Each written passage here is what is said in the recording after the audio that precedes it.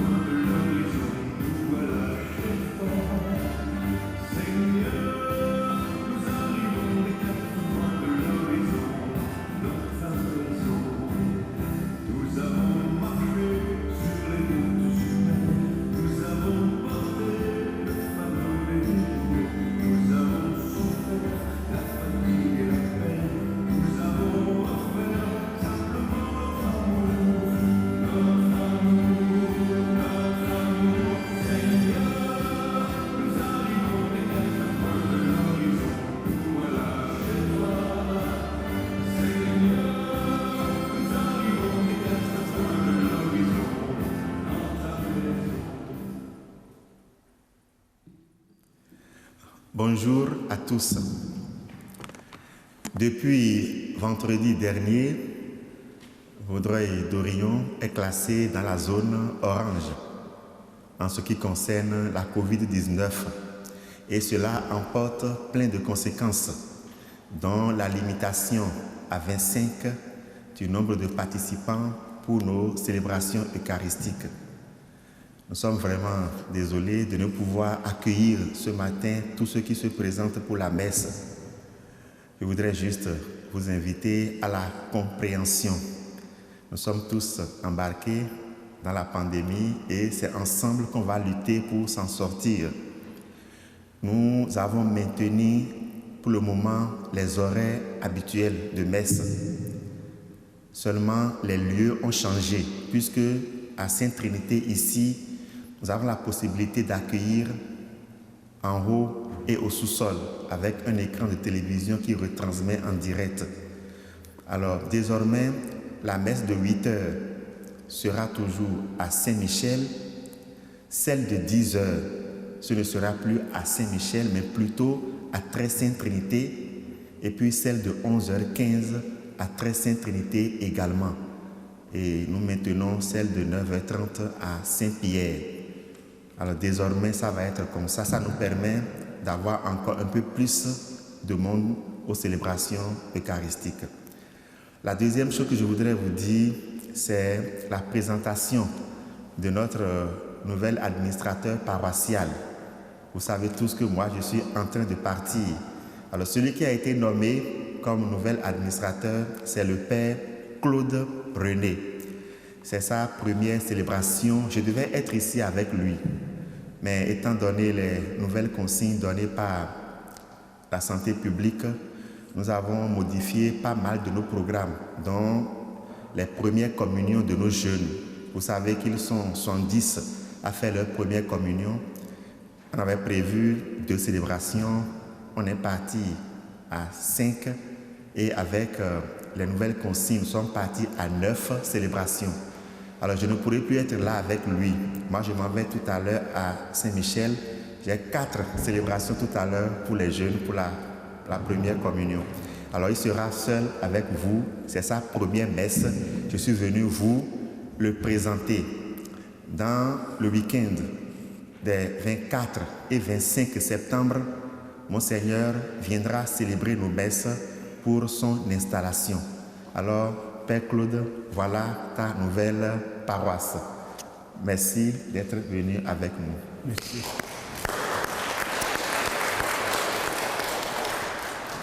Bonjour à toutes et à tous.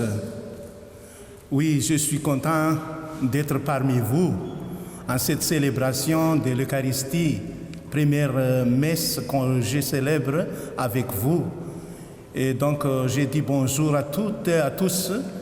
Et aussi pour les gens qui restent à la maison aujourd'hui.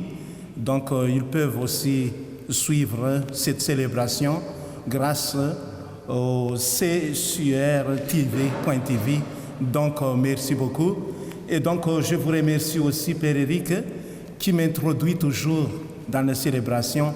Et puis, je pense que c'est ça vraiment la charité chrétienne pour continuer vraiment l'annonce de la bonne nouvelle. Merci beaucoup. Et donc, je vous dis bonne célébration à toutes et à tous.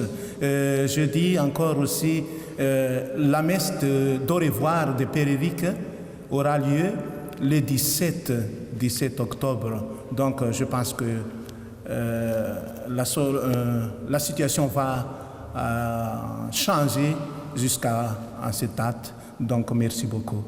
Bonne journée. Ouais. Au nom du Père et du Fils et du Saint-Esprit, que Jésus-Christ, serviteur humble et élevé dans la gloire du Père, vous donne la grâce et la paix. Béni soit Dieu, maintenant et toujours. Frères et sœurs, le Fils de Dieu a épousé notre condition humaine.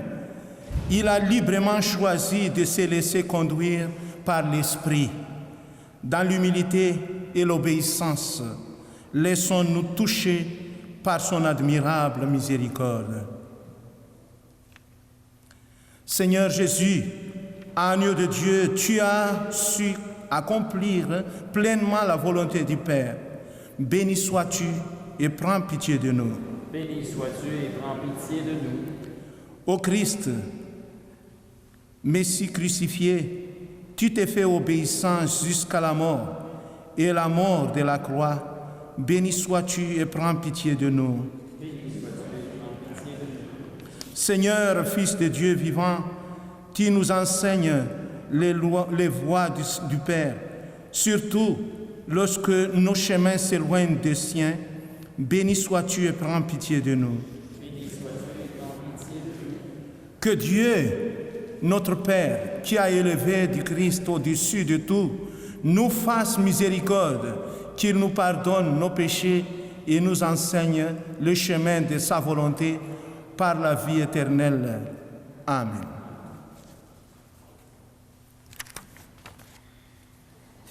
Gloire à Dieu. Gloire à Dieu au plus haut des cieux et paix sur la terre aux hommes qu'il aime. Nous te louons, nous te bénissons, nous t'adorons, nous te glorifions, nous te rendons grâce pour ton immense gloire. Seigneur Dieu, Roi du ciel, Dieu le Père Tout-Puissant, Seigneur Fils unique Jésus-Christ, Seigneur Dieu, agneau de Dieu, le Fils du Père, toi qui enlèves le péché du monde, prends pitié de nous. Toi qui enlèves le péché du monde, reçois notre prière. Toi qui es assis à la droite du Père, prends pitié de nous, car toi seul es saint, toi seul es Seigneur, toi seul le Très-Haut, Jésus-Christ avec le Saint-Esprit, dans la gloire de Dieu le Père. Amen. Prions le Seigneur. Dieu qui donne la preuve suprême de ta puissance, lorsque tu patientes et prends pitié, sans te lasser, accorde-nous ta grâce en nous hâtant vers le bien que tu promets. Nous parviendrons au bonheur du ciel. Par Jésus-Christ, ton Fils, notre Seigneur et notre Dieu, qui vit et règne avec toi et le Saint-Esprit pour les siècles des siècles. Amen.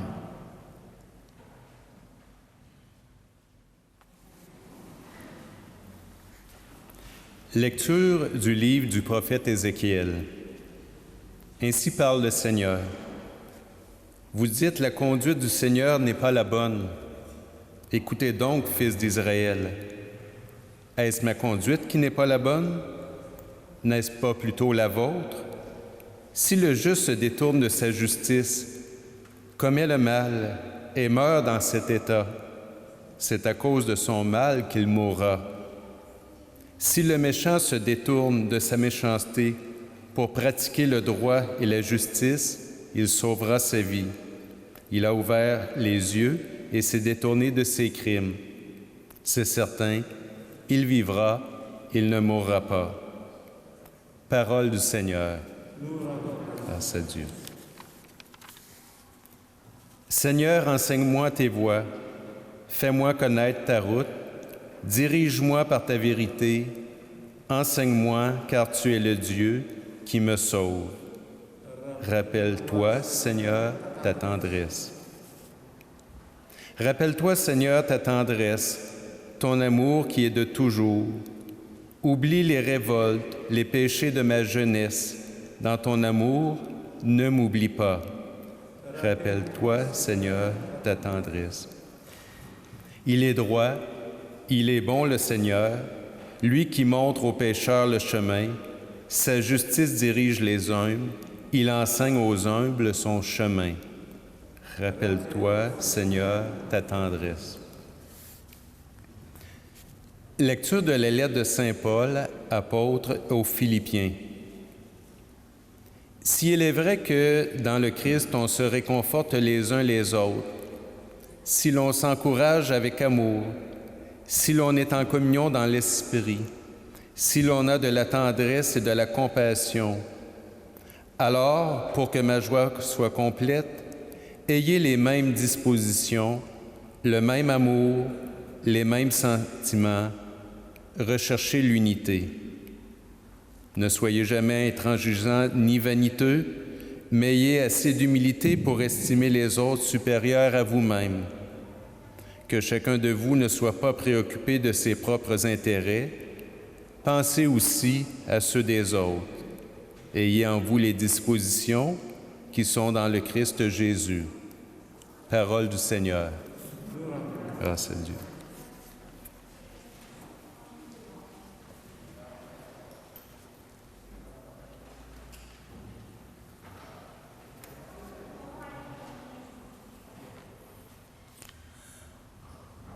Alléluia, alléluia. Mes brebis écoutent ma voix, dit le Seigneur. Moi, je les connais et elles me suivent. Alléluia.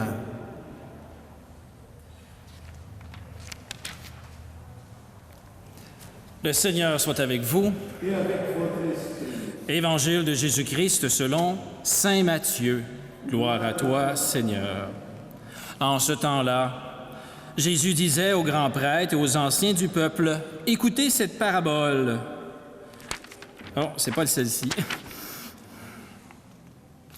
Et plutôt, en ce temps-là, Jésus disait aux grands prêtres et aux anciens du peuple, « Quel est votre avis? Un homme avait 2 fils. Il vint trouver le premier et lui dit, « Mon enfant, va travailler aujourd'hui à la vigne. » Celui-ci répondit, « Je ne veux pas. » Mais ensuite, s'étant repenti, il y alla. Puis le père alla trouver le second et lui parla de la même manière. Celui-ci répondit, « Oui, Seigneur », et n'y alla pas. Lequel des 2 a fait la volonté du Père? Ils lui répondirent, « Le premier. » Jésus leur dit, « Amen, je vous le déclare, les publicains et les prostituées vous précèdent dans le royaume de Dieu. Car Jean le Baptiste est venu à vous sur le chemin de la justice, et vous n'avez pas cru à sa parole. Mais les publicains et les prostituées y ont cru. Tandis que vous, après avoir vu cela, vous n'êtes même pas repentis plus tard pour croire à sa parole. » Acclamons la parole de Dieu. Louange à toi, Seigneur Jésus.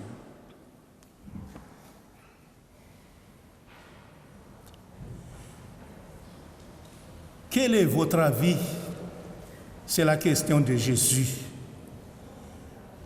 Faisant appel au jugement de ses auditeurs et de notre par extension, Jésus nous invite à apporter notre point de vue, à nous poser en juge dans l'histoire de 2 fils. Au premier, l'homme ne dit pas « viens », mais va. Non pas quand tu voudras, mais aujourd'hui même. Non pas occupe-toi, mais va travailler. Et il ne dit pas dans ma vigne, mais plutôt dans la vigne. Même si le Père apparaît directif, il n'en fait pas moins appel à la liberté de l'enfant celui-ci ne la manifeste-t-il pas en refusant? Cet enfant, frères et sœurs, n'est-ce pas moi, vous, mais oui, c'est nous. Notons qu'un enfant qui dit non et puis qui, changeant l'idée, dit oui, présente un comportement normal. Nous avons tous remarqué que l'on apprend à dire non avant de savoir dire oui. Le moment où l'enfant s'affirme en disant non est une étape importante de sa vie. Il se différencie en s'opposant, en manifestant une volonté autre. Fort de ces observations, l'on peut se risquer à dire que notre parcours de foi se caractérise par beaucoup de non à Dieu. Ceci n'est ni déraisonnable, ni catastrophique, tant que l'on n'en reste pas là. En effet, c'est une étape nécessaire à la croissance de notre foi. Croissance qui est faite d'apprentissage, comme c'est le cas de la vie rationnelle. Frères et sœurs, notons au passage que le texte ne présente pas de scénario parfait où l'enfant dirait oui et fera oui. Mais notre récit, la dynamique dire, faire, s'articule ainsi. Oui, non, oui, par oui, non, en ce qui concerne le deuxième fils. La réponse parfaite oui, oui, y est absente. Pas d'enfant parfait, frères et sœurs. Le Père, non seulement nous connaît bien, mais nous aime et nous le manifeste par une patience qui accueille notre non sans nous culpabiliser. Pour les parents que vous êtes, il y a peut-être quelque chose à valider. En effet, l'amour profond et vrai, c'est accueillir le non. Au demeurant, Dieu n'impose rien. Il nous laisse plutôt prononcer ce non. Il l'accueille, espérant que nous reviendrons sur notre décision. Ainsi, dans le récit, il est écrit, plus tard, il fut pris de remords et il y alla, c'est-à-dire à la vigne. C'est tout l'essence, frères et sœurs, de la repentance et de la conversion. Dieu adresse la même invitation au second de ses fils, lequel va répondre « Oui, Seigneur », mais le texte dit qu'il n'y alla pas. Notez ici l'usage du mot « Seigneur », lequel manifeste le rapport qui unit le fils à son père, qu'il ne reconnaît d'ailleurs pas comme tel. Le premier fils va s'affirmer par une négation pour signifier son refus d'une relation maître-esclave.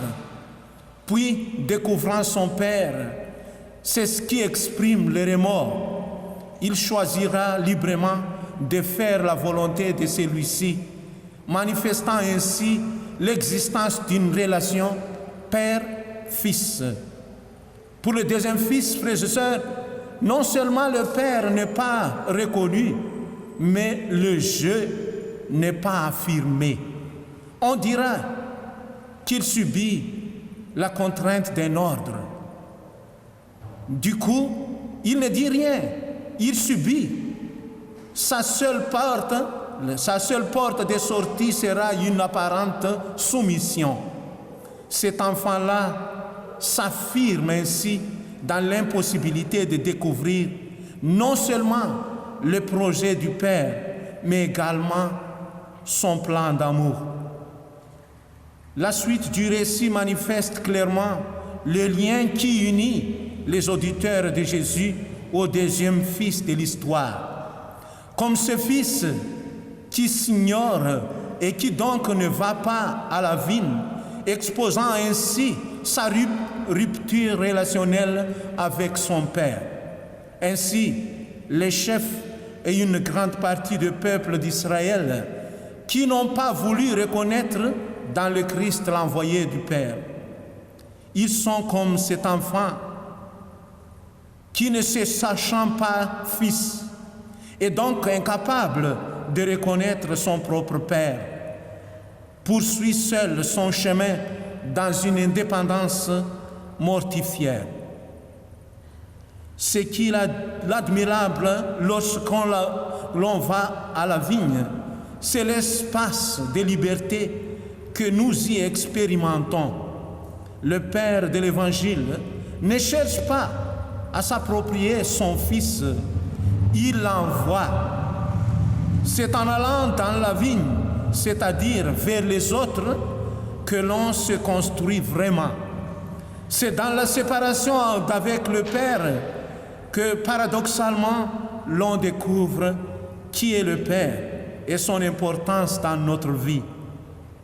La conclusion de la parabole met en évidence, frères et sœurs, que ce n'est pas toujours ce que l'on vit qui est important, comme ce que l'on découvre d'important dans sa vie.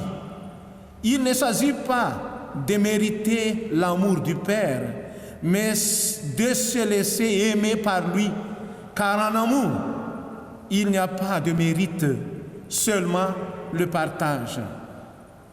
Frères et sœurs, soyons rassurés, ce n'est pas nos non qui posent problème, mais l'absence de nos oui.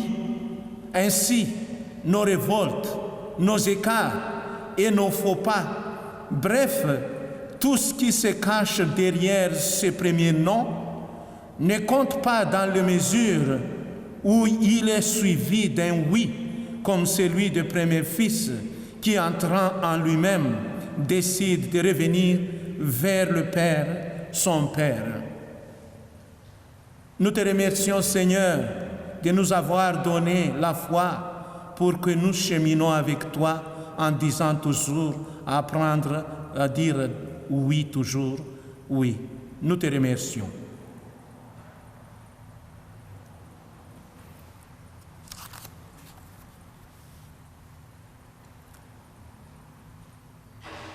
La parole de Dieu annoncée demande la réponse. C'est pourquoi nous allons professer notre foi.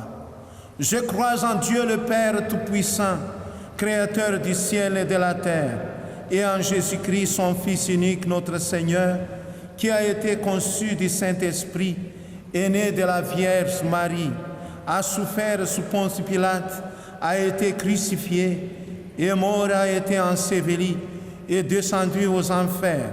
Le troisième jour est ressuscité des morts, est monté aux cieux, est assis à la droite de Dieu le Père Tout-Puissant, d'où il viendra juger les vivants et les morts. Je crois en l'Esprit Saint, à la Sainte Église catholique, à la communion des saints, à la rémission des péchés, à la résurrection de la chair et à la vie éternelle. Amen. Diacre. Diacre.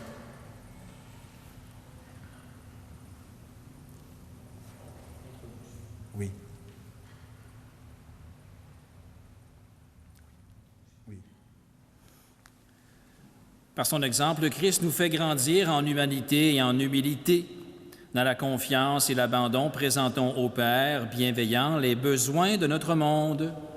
Souviens-toi, Seigneur, de ton amour.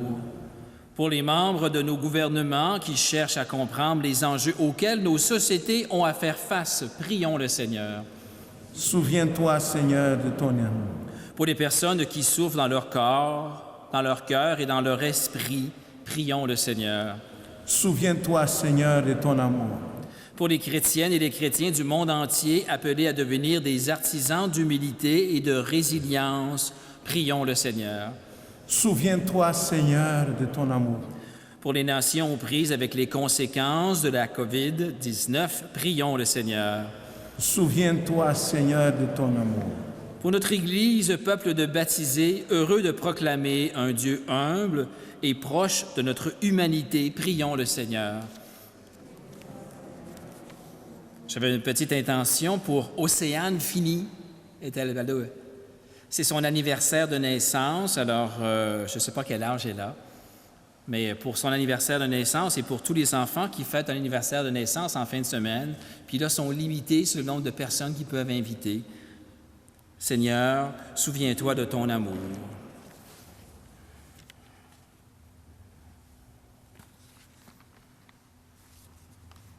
Dieu notre Père, toi qui par ton Fils nous rassembles pour former un seul et même une même grande famille, nous t'implorons, écoute la prière de ton Église et daigne l'exaucer.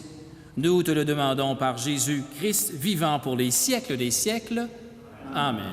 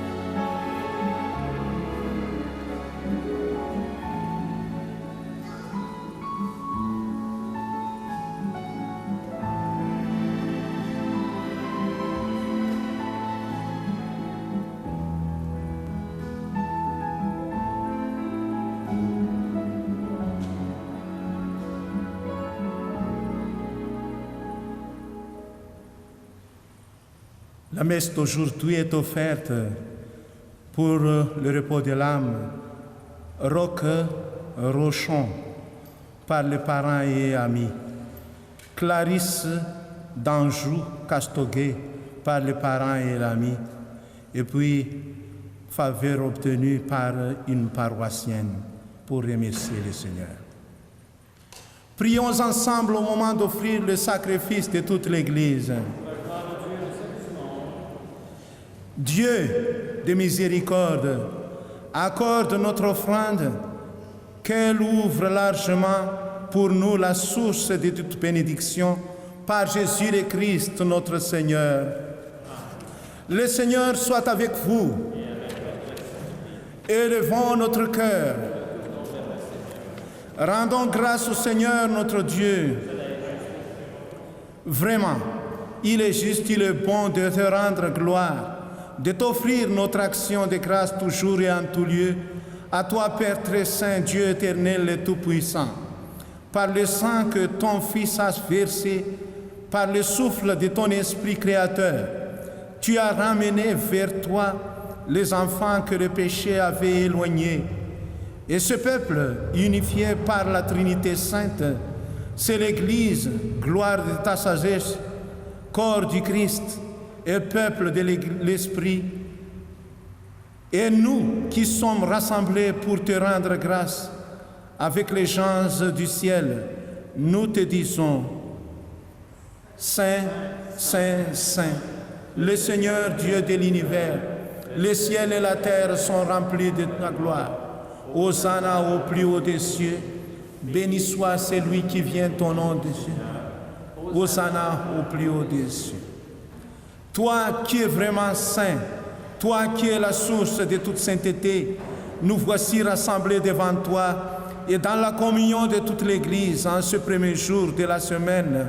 Nous célébrons le jour où le Christ est ressuscité d'entre les morts. Par lui que tu as élevé à ta droite, Dieu notre Père, nous te prions.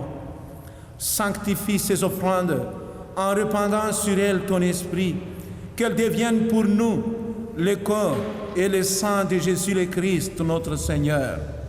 Au moment d'être livré, d'entrer librement dans sa passion, il prit le pain, il rendit grâce, il le rompit et le redonna à ses disciples en disant: Prenez et mangez-en tous, ceci est mon corps livré pour vous.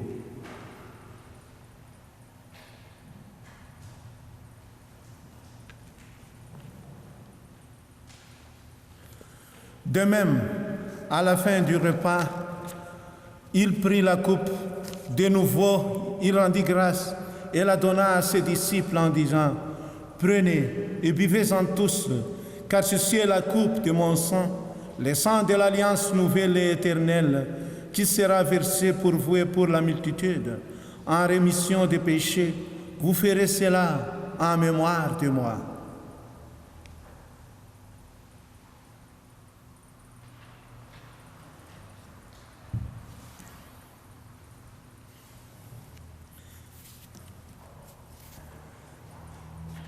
Il est grand le mystère de la foi.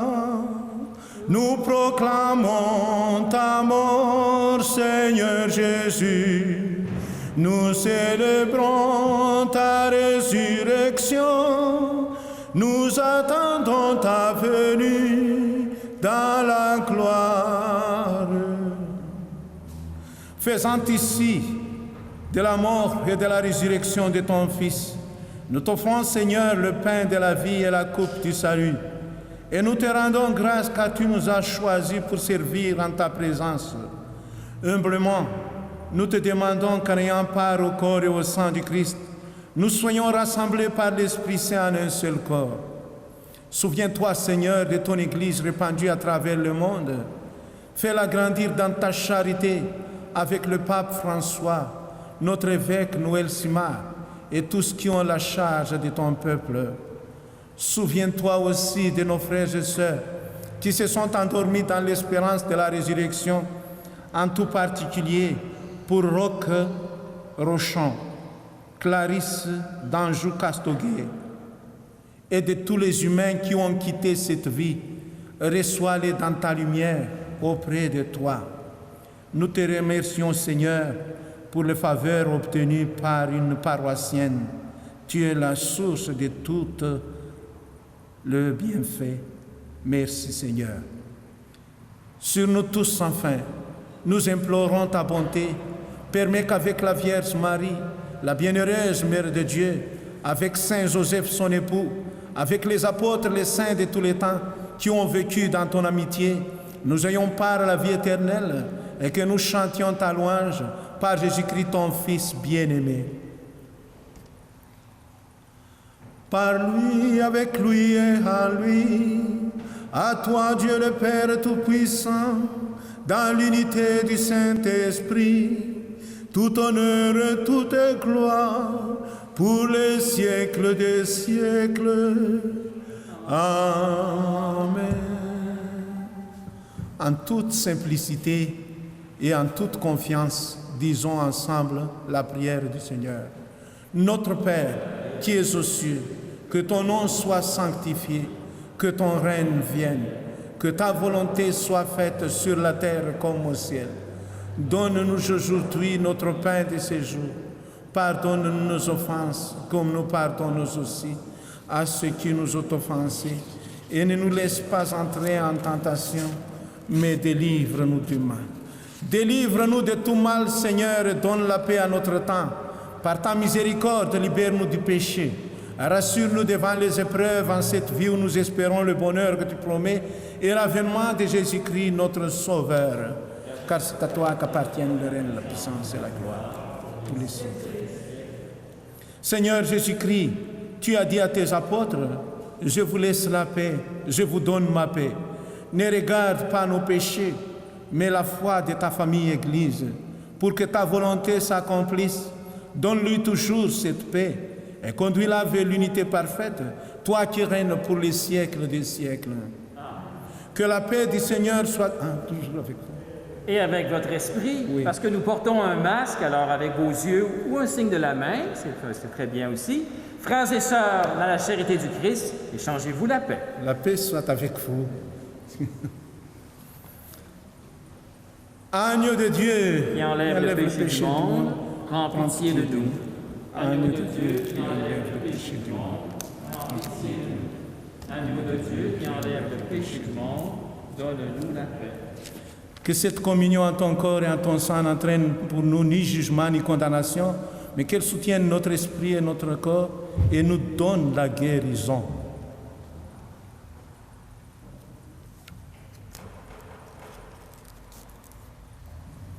Frères et sœurs, heureux sommes-nous d'être invités au repas du Seigneur. Voici l'agneau de Dieu, c'est lui qui enlève le péché du monde. Seigneur, je ne suis pas digne de te recevoir, mais dis seulement une parole et je serai guéri. Que le corps du Christ nous garde pour la vie éternelle.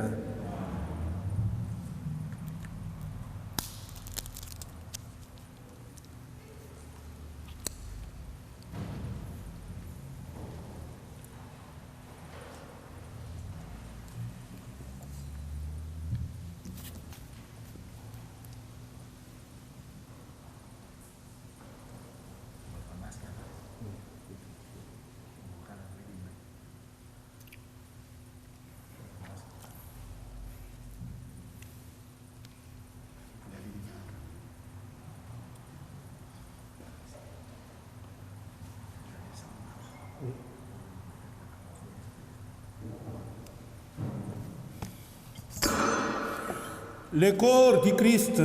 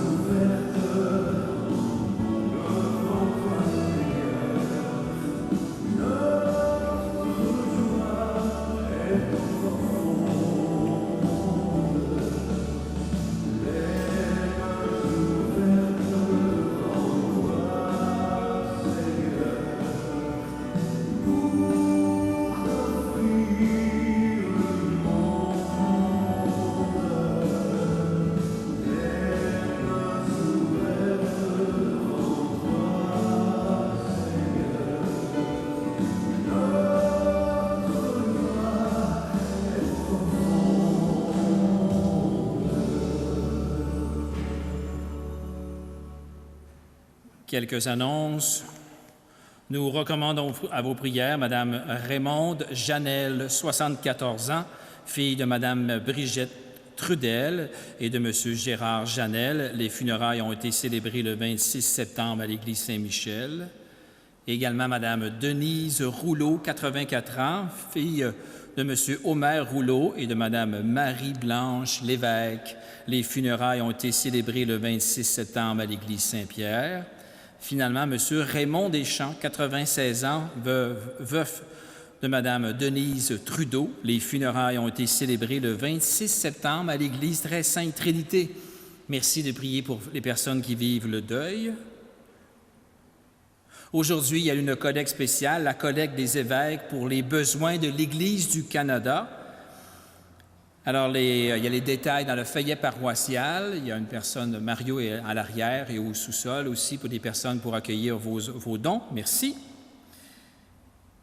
Une messe aura lieu à l'église Saint-Michel le mardi 29 septembre à 19h en l'honneur de la fête de Saint-Michel-Archange, le patron de la paroisse à Saint-Michel. Alors, à 19h à Saint-Michel, ce sera encore 25 personnes. Alors, à compter, je ne sais pas qu'Éric en a parlé, mais à compter de dimanche prochain, il y a des modifications sur les horaires des messes. 17h, ça demeure toujours ici. 8h15 à Saint-Michel. 10h ici, on peut ajouter 25 personnes au sous-sol. Et 11h15, toujours ici. Merci de garder votre sourire, de garder votre espérance. L'abbé Éric et moi-même avons fait beaucoup d'accueil aujourd'hui pour vous expliquer les nouvelles normes sanitaires. Je pense qu'on a eu une parole qui vous console, ce que j'espère, que vous gardez le sourire malgré ça, qu'on reste de bonne humeur. Alors, merci de votre compréhension. Hein? Merci, c'est très gentil. Mon dernier remerciement va à l'abbé Père Claude. Je n'ai pas eu le temps de vous dire bonjour, je t'ai occupé à l'arrière, je t'ai occupé un partout. Bienvenue chez nous dans ce contexte, c'est pas facile, hein? Alors, comme on dit, on apprend à la dure des fois. Bienvenue chez nous. Alors peut-être que vous avez un petit mot à dire. Oui. Donc je remercie beaucoup Diacre Eddy de m'adresser la parole de remerciement. Oui, je vous remercie aussi à vous tous qui m'accueillent aujourd'hui. Je suis nouveau, mais je suis avec vous, une famille. C'est ça qui est très important. Éric va partir un peu, ça a attristé beaucoup, mais c'est ça la vie de l'Église, donc on va accepter ça avec foi, avec amour. Donc le Seigneur nous accompagne toujours. Et en particulier, je vous remercie beaucoup, le TV, c'est sûr.tv. Merci beaucoup parce que vous participez beaucoup à l'annonce de la bonne nouvelle à tous les gens qui ne peuvent pas assister à la messe à cette occasion, à cette situation. Merci beaucoup et merci pour tous les bénévoles qui sont ici, vraiment engagés pour faire marcher vraiment notre Église, faire avancer quand même avec les situations difficiles. Merci et je vous souhaite vraiment bon dimanche à toutes et à tous. On espère de cheminer ensemble avec foi, avec espérance, comme le diacre dit tout à l'heure. Merci. Donc je vous invite à vous lever pour recevoir la bénédiction. Prions le Seigneur, que cette Eucharistie, Seigneur, renouvelle nos esprits et nos corps et nous donne part à l'héritage glorieux de celui qui nous unit à son sacrifice lorsque nous proclamons sa mort, lui qui règne pour les siècles des siècles. Amen. Le Seigneur soit avec vous. Et avec votre esprit. Que Dieu Tout-Puissant vous bénisse et vous garde dans son amour, lui le Père, le Fils et le Saint-Esprit. Amen. Bien. Frères et sœurs, allez dans la paix du Christ. Nous rendons grâce à Dieu. Bon dimanche, bonne semaine. Bonne semaine.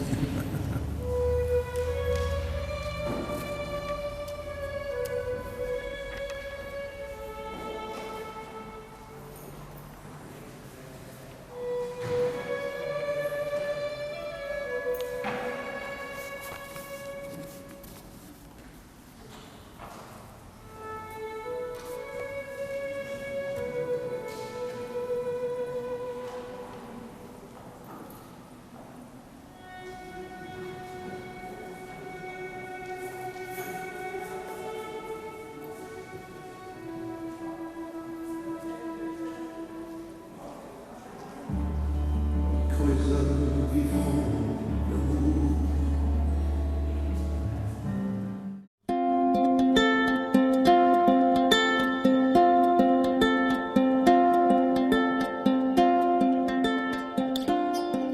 voudrais vous inviter aujourd'hui à cette vaste exposition que nous allons vous présenter ici même à l'Église Sainte-Trinité à compter du samedi 3 octobre et ce jusqu'au 1er novembre prochain.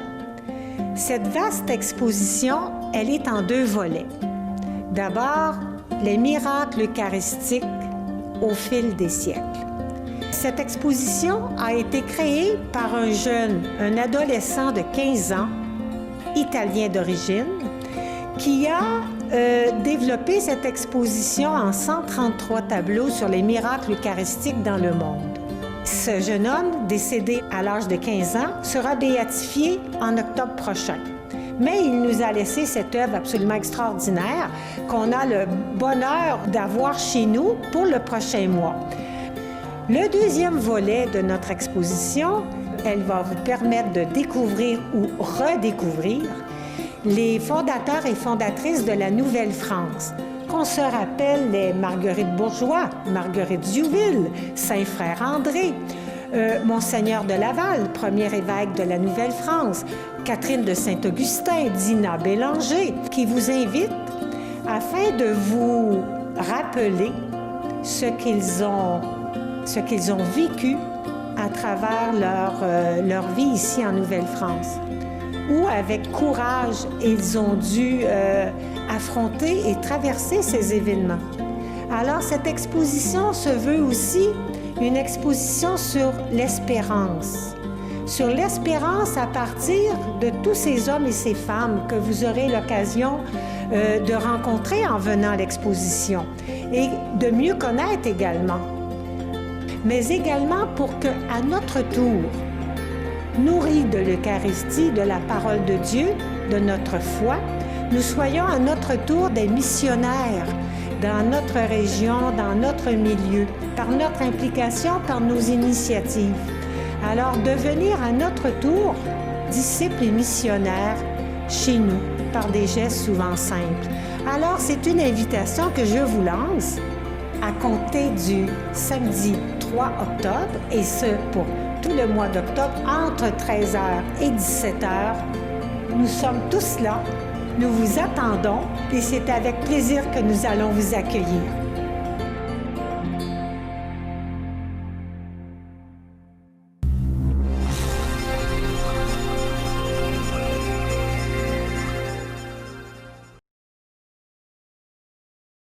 Les bancs datent d'environ 1844. Et à cette époque-là, c'est sûr que le chauffage, c'était pas comme aujourd'hui. Alors, ça devait être un chauffage minimum. Alors, c'est pour ça qu'ils sont un peu élevés du sol. Même, quand on est de taille normale, on est tous devenus plus grands, les pieds ne touchent presque pas à terre. Si on est plus petit, c'est pire. C'est pour le froid, c'est contre le froid. Alors moi, c'est déjà une petite distance, là. Alors à l'époque, il était plus petit, ce qui fait que ça ne devait pas toucher beaucoup. On a aussi les cloisons qui protègent contre les courants d'air. Et il y avait à l'époque des portes. Ils ont été enlevées vers 1940, dans les années 1940. Ça faisait probablement trop de bruit. Tout le monde faisait son petit clic-clac. Alors, qu'est-ce qu'on faisait pour se garder au plus chaud à l'époque? On avait des briques chaudes ou des bouillottes. On avait des appareils spéciaux à l'époque qu'on mettait au sol. On prenait sa grande couverture. On pouvait emmener notre couverture de carriole en hiver et on s'abriait avec ça. Fermer la porte. Alors, on avait un minimum de chaleur.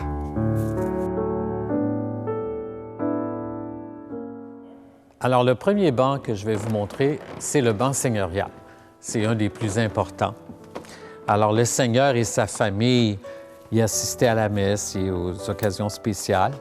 C'est le seul qui a gardé sa porte. Et sur la porte, on peut voir le blason familial de Lobinière. Les bancs ont tous été restaurés dans les années, je pense que c'est 2012 environ. Et on leur a donné la couleur que M. Meloche leur a donnée. Avant, ils étaient peinturés comme brun foncé. Alors, c'est des spécialistes qui ont refait les faux finis pour retrouver la couleur. Alors, ce banc-là est plus grand, naturellement. Et habituellement, par respect, personne ne s'assoit là, sauf les descendants des seigneurs. Il y en a encore.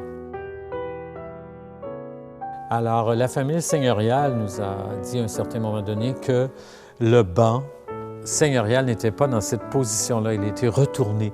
Il était dans la partie qui longeait l'allée. Alors, c'est-à-dire qu'ils étaient tournés vers la chair, orientés vers la chair.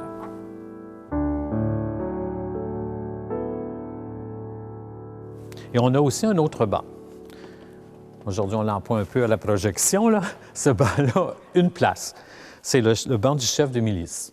Le chef de milice, à l'époque, c'était quand même un personnage assez important. Vu qu'on n'avait pas tous les militaires, le chef de milice du village, c'était quand même l'autorité. Alors, il avait son banc à lui, ici, en avant, près du Seigneur. On en compte un autre aussi, juste de l'autre côté.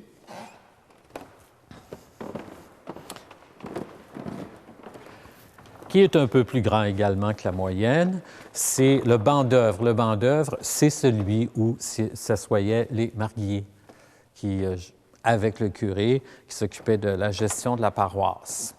Mais c'est sûr que les mariés de l'époque n'avaient pas tout le pouvoir qu'ils ont aujourd'hui. C'était beaucoup plus le curé qui décidait qu'est-ce qui se passait.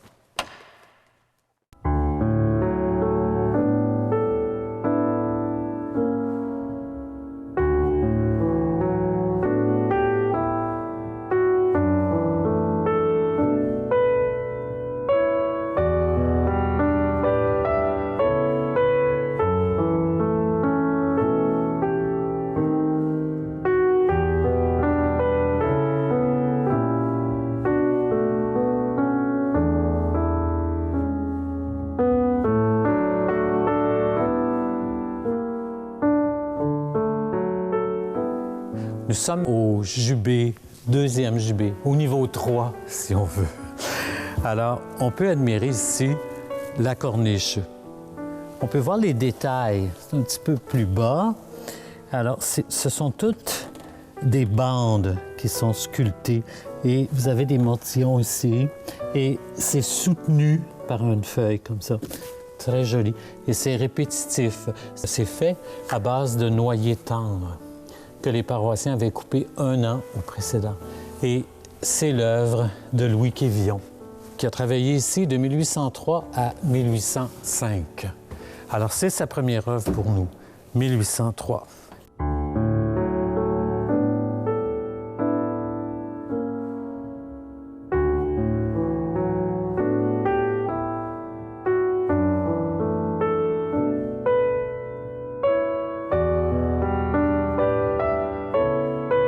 Elle fait absolument tout le tour de l'église, sauf la partie arrière qui se trouve être la devanture de l'église. Elle fait tout le chœur, toute la nef, même les transepts. Alors c'est un travail assez volumineux pour l'époque où on n'avait pas les outils que nous possédons aujourd'hui. Tout était fait avec des outils beaucoup plus rudimentaires. Pas nécessairement moins spécialisés, parce qu'on était inventif, mais pas avec l'énergie que nous consommons aujourd'hui.